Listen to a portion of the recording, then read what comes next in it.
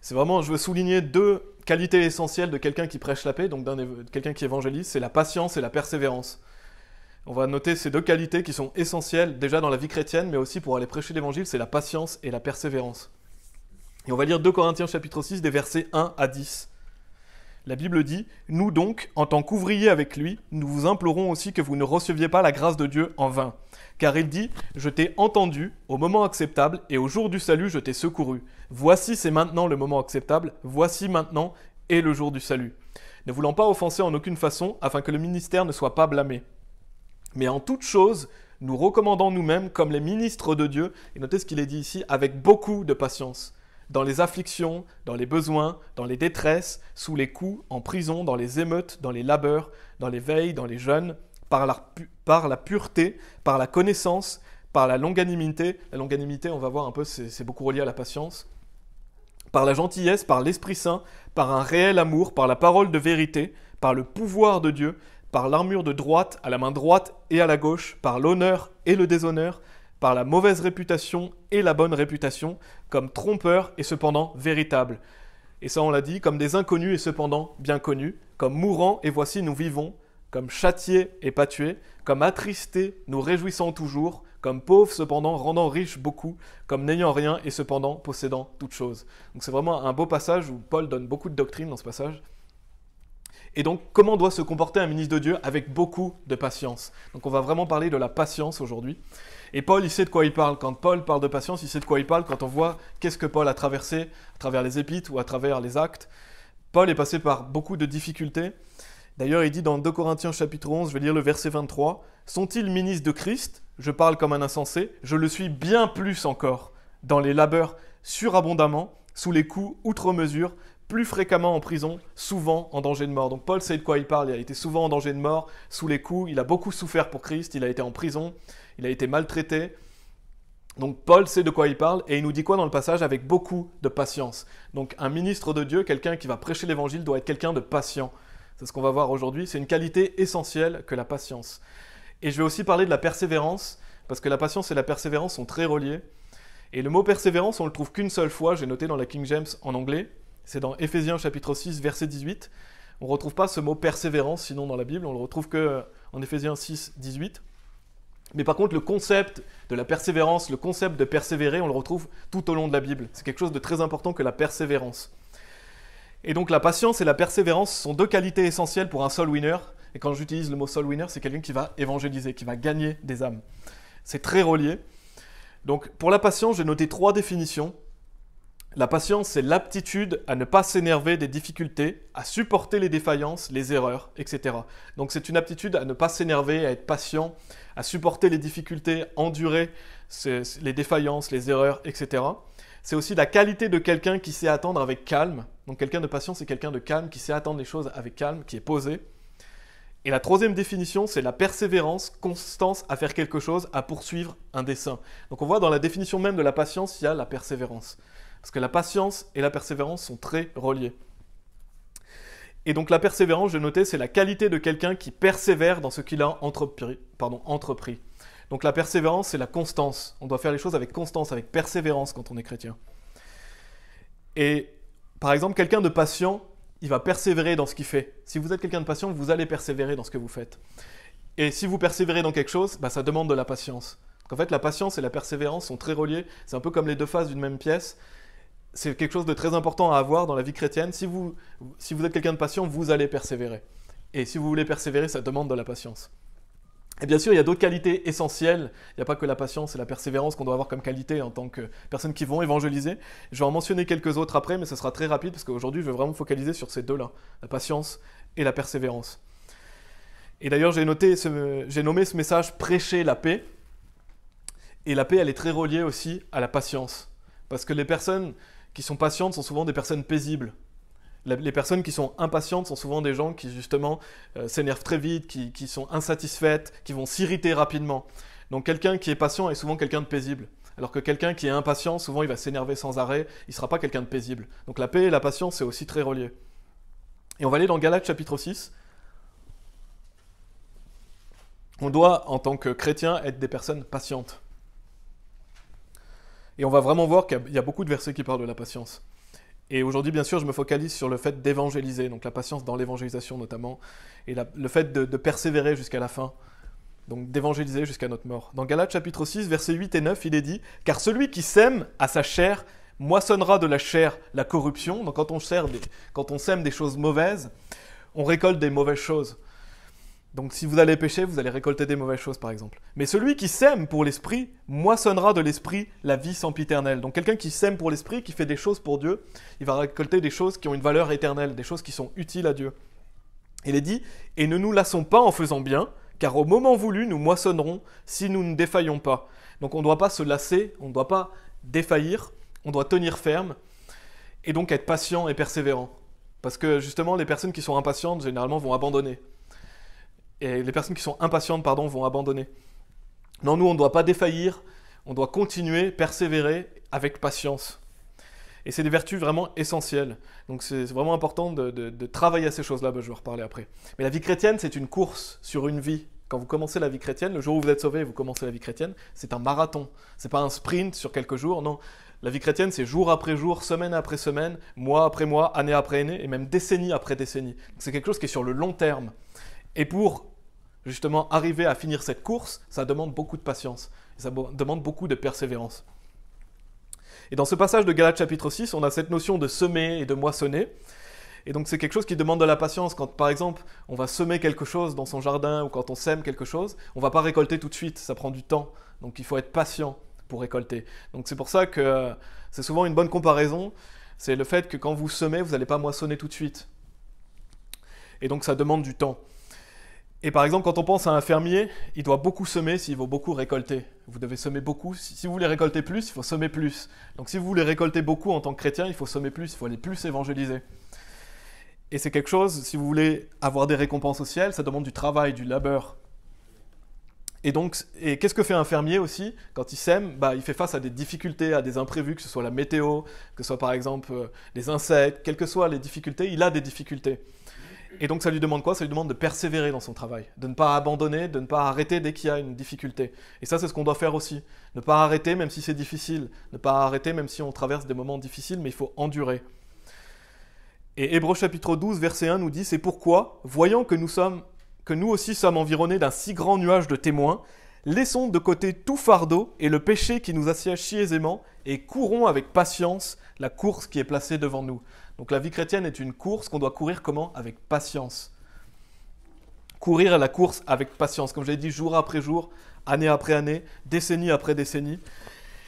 Et 2 Timothée chapitre 2 verset 24 nous dit « Et le serviteur du Seigneur ne doit pas se quereller, mais être affable envers tous les hommes, apte à enseigner, patient. » Donc on voit qu'un serviteur de Dieu doit être patient. Et d'ailleurs, le pasteur Jiménez, j'avais déjà noté qu'il avait dit qu'il y a beaucoup de gens qui quittent au bout de 3 ans ou au bout de 7 ans. On ne sait pas pourquoi, mais il y a un moment où il y a des gens qui arrêtent la vie chrétienne. C'est souvent au bout de 3 ans ou au bout de 7 ans, et c'est justement des gens qui s'impatientent ou qui ne persévèrent pas. Si vous voulez aller sur le long terme et continuer jusqu'au bout comme Paul, il faut être quelqu'un de patient. En fait, on doit développer cette qualité. Et on doit persévérer dans ce qu'on fait. Parce que d'ailleurs, l'un des fruits de l'esprit dans Galates, qu'on retrouve dans Galates, c'est la longanimité. La longanimité, c'est de la patience. C'est la patience à supporter, par exemple. Et dans 2 Corinthiens chapitre 6, que j'ai lu tout à l'heure, on a lu des versets 1 à 10, il est dit « Mais en toute chose, nous recommandons nous-mêmes, comme les ministres de Dieu, avec beaucoup de patience, dans les afflictions, dans les besoins, dans les détresses, sous les coups, en prison, dans les émeutes, dans les labeurs, dans les veilles, dans les jeûnes. » Donc il faut être capable d'endurer les persécutions, d'endurer les afflictions, les détresses. Et donc ça demande beaucoup de patience, ça demande beaucoup de persévérance. Et Paul était justement cet exemple de patience et de persévérance quand on peut lire les écrits de Paul, quand on pense à tout ce qu'il a enduré et traversé pour le Christ. Et quand on pense à toutes les œuvres qu'il a faites aussi. Je vais lire Luc chapitre 8, verset 15, vous pouvez aller dans Jacques chapitre 1 si vous voulez. Jacques chapitre 1, c'est la parabole du semeur, je ne vais pas détailler la parabole du semeur, mais je vais lire un verset qui est dans Luc chapitre 8, verset 15, parce que la Bible dit « Mais ce qui tomba dans la bonne terre, ce sont ceux qui, ayant entendu la parole, la retiennent dans un cœur honnête et bon, et notez ce qu'il est dit, et portent du fruit avec patience. » Et donc ça, ce sont les personnes sauvées qui vont retenir la parole et donc qui vont aller porter du fruit à Dieu, ce sont des disciples, mais ils portent du fruit avec patience. Si vous voulez porter du fruit, il faut le faire avec patience. Et donc c'est très important de cultiver la patience. Et bien sûr, ça demande quoi? Ça demande de persévérer, ça demande d'y aller semaine après semaine, et ça demande d'avoir confiance dans le pouvoir de la parole de Dieu aussi. Donc on doit, si vous êtes quelqu'un d'impatient, et on est tous plus ou moins impatients, moi je sais que je dois travailler sur l'impatience, mais si justement vous voulez développer cette qualité de la patience, il faut y travailler. Déjà, comment vous pouvez y travailler? En lisant la Bible, il y a des versets que vous pouvez méditer sur la patience, vous pouvez méditer des versets, vous pouvez prier pour être plus patient, parce que l'impatience est vraiment un piège majeur qui peut faire chuter les chrétiens. Si quelqu'un est impatient, il peut chuter. Pourquoi? Parce qu'il peut se lasser, il peut arrêter de servir parce que c'est trop dur, parce qu'il en a marre des difficultés, il en a marre de se faire moquer, il en a marre d'aller évangéliser, parce que ça demande beaucoup de labeur d'évangéliser. Donc on doit cultiver cette qualité de la patience. Il y a des gens qui sont plus ou moins impatients. Je sais que le pasteur Anderson disait qu'il était quelqu'un d'impatient, mais on voit qu'il continue et qu'il travaille. Et donc, c'est qu'il travaille sur lui. Donc si vous êtes quelqu'un d'impatient, travaillez sur vous et cultivez cette vertu de la patience. Priez pour ça, méditez des versets sur cela. Et on vit dans une société où l'impatience est vraiment présente. On voit les gens aujourd'hui sont très impatients. Et pourquoi? Parce qu'ils sont bombardés de plein d'informations, bombardés de choses. Et donc les gens sont souvent impatients. Ils veulent les choses tout de suite. D'ailleurs, c'est une qualité qu'on doit inculquer à nos enfants, la patience. On ne veut pas que nos enfants soient des personnes impatientes. Et de même, quelqu'un qui n'est pas discipliné, quelqu'un qui a une mauvaise discipline, qui a du mal à se gérer, ou qui a tendance à tomber dès qu'il y a une difficulté, à abandonner, il doit cultiver la persévérance. Vous devez cultiver cette vertu de la persévérance, devenir plus persévérant afin d'agir sur le long terme et ne pas abandonner dès qu'il y a une difficulté, et ne pas être paresseux, mais avoir une discipline. La vie chrétienne demande de la discipline. Et Jacques chapitre 1, on va lire des versets 2 à 4. Et on a tous des choses sur lesquelles on doit travailler, on est imparfait. Et si vous êtes quelqu'un qui est impatient ou qui n'est pas persévérant, qui a tendance à abandonner, il faut cultiver ces vertus. Jacques chapitre 1, versets 2 et 4 nous dit « Mes frères, considérez-les une complète joie lorsque vous tombez dans diverses tentations. » Des fois, c'est difficile de se dire que c'est une joie de tomber dans les difficultés, dans les persécutions, dans les détresses, mais la Bible dit qu'on doit voir ça comme une joie. Parce qu'il est dit « Sachant ceci, que l'épreuve de votre foi effectue la patience. » Donc l'épreuve de notre foi, elle effectue quoi en nous? La patience.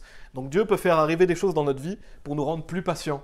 On peut avoir des difficultés, des choses difficiles, justement parce que ça effectue la patience. Et il est dit, mais laissez la patience faire son œuvre parfaite, afin que vous puissiez être parfait et entier, ne manquant de rien. Donc on voit ici l'importance vraiment de la patience. Laissez la patience faire son œuvre parfaite, afin que vous puissiez être parfait et entier. Donc si vous voulez être parfait et entier, laissez faire la patience, et justement devenez quelqu'un de plus patient. Et être parfait, ça veut dire quoi? Ça veut dire être un chrétien complet. Ça ne veut pas dire que vous allez être sans péché, il est impossible d'être sans péché, ça veut dire que vous devez être un chrétien complet. Et donc c'est ce qu'on appelle la maturité, donc c'est le fait de maturer en tant que chrétien, d'être plus mature, d'être une meilleure personne, parce que quand on a des difficultés qui arrivent, Dieu travaille dans notre vie pour qu'on soit une meilleure personne, pour qu'on développe de meilleures qualités, qu'on puisse plus aider les frères et sœurs, qu'on puisse être plus propice au service à Dieu. Donc on doit laisser ces choses-là se faire, et par exemple quand on passe à l'épreuve du feu, on doit endurer, et on deviendra quelqu'un de plus patient. Et on va voir deux passages dans la Bible qui montrent que l'impatience, c'est quelque chose de malfaisant. Vous pouvez aller dans Luc chapitre 12. Vraiment, on doit pas être des personnes impatientes. L'impatience, ça fait chuter des personnes. On va lire Luc chapitre 12, versets 40 à 46.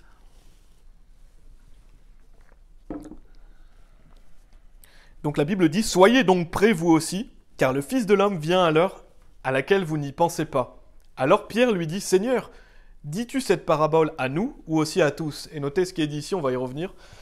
Mais on voit une intervention de Pierre, et Jésus continue et dit, et le Seigneur dit, « Quel est donc ce fidèle et sage intendant que son Seigneur établira sur sa maisonnée pour leur donner au temps déterminé leur portion de nourriture?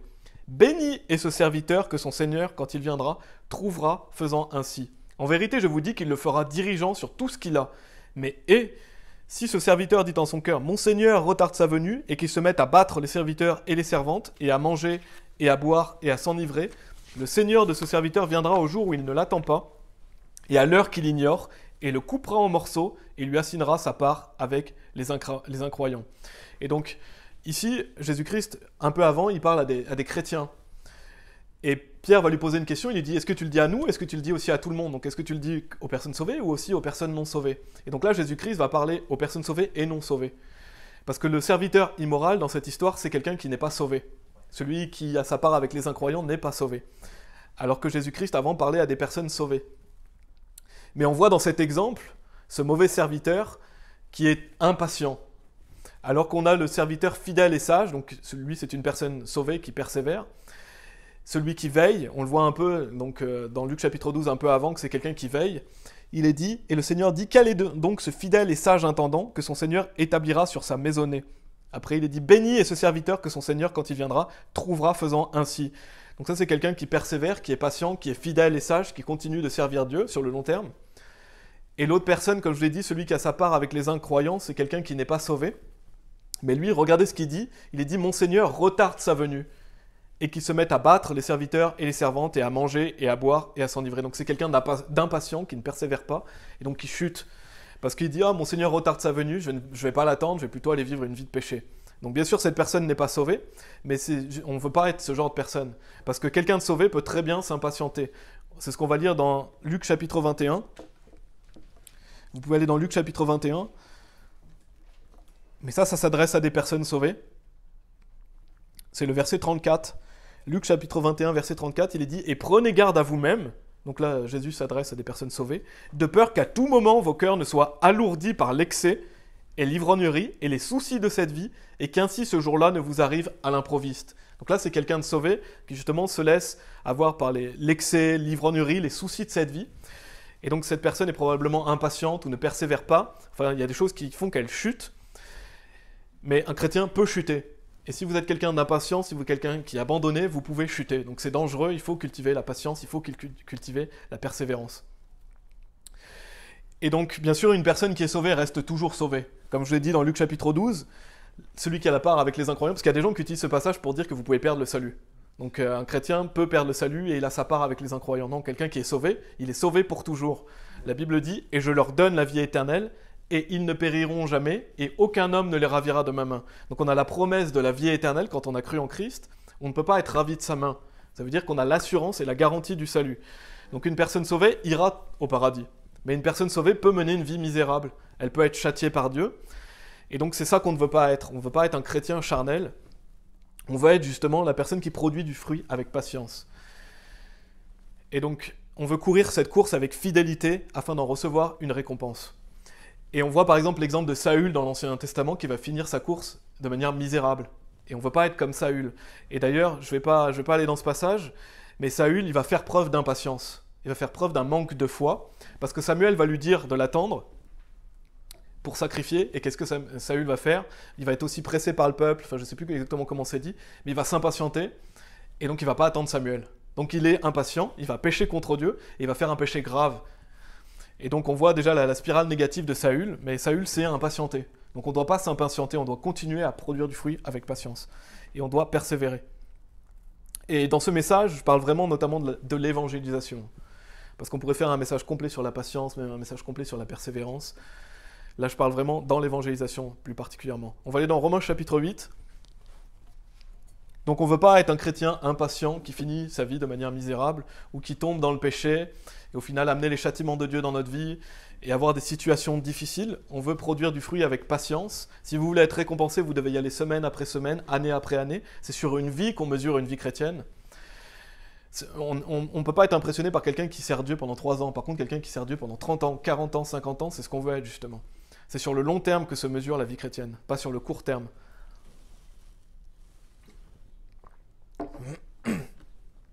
Et donc, ça c'est de notre responsabilité, c'est notre choix en tant que chrétien, on doit faire le choix, justement, c'est notre responsabilité de faire ce choix, de marcher par l'esprit, de cultiver ces fruits de l'esprit, donc en marchant par l'esprit, dont la longanimité qu'on a vue et la patience. Et la patience est vraiment une clé majeure dans la vie chrétienne. Donc dans Romains chapitre 8, on va lire des versets 24 à 28, la Bible dit « Car nous sommes sauvés par l'espérance, mais l'espérance qui est vue n'est pas espérance. Car ce que l'homme voit, pourquoi encore l'espérait-il ? Mais si nous espérons pour ce que nous ne voyons pas, il est dit alors avec patience nous l'attendons. De même, l'Esprit aussi nous aide dans nos faiblesses, car nous ne savons pas comment nous devrions parler, comme nous le devrions, mais l'Esprit lui-même fait intercession pour nous, par des gémissements qui ne peuvent être exprimés.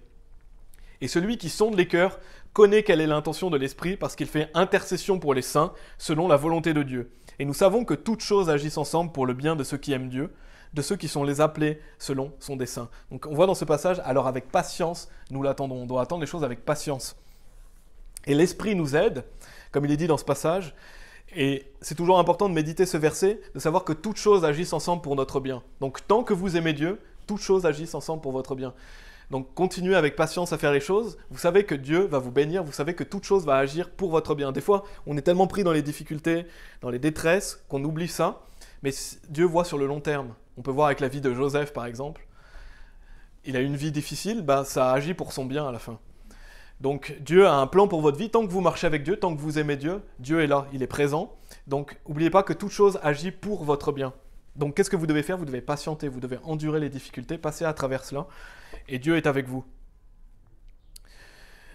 Et donc quand on va évangéliser, quand on parle aux personnes, on doit être des personnes patientes envers les gens à qui on parle. On doit faire preuve de patience envers les gens.